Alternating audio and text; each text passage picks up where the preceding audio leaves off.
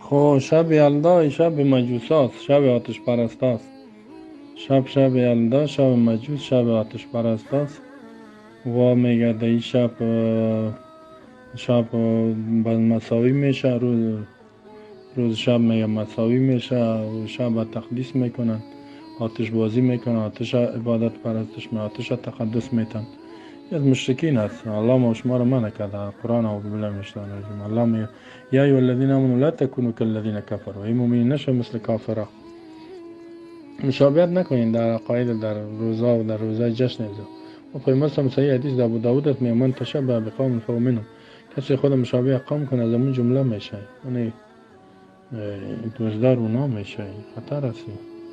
شب کفار از ما شما دور شویم از روزای جشن و روزای مذهبی و این چیزای از اینا ناروا.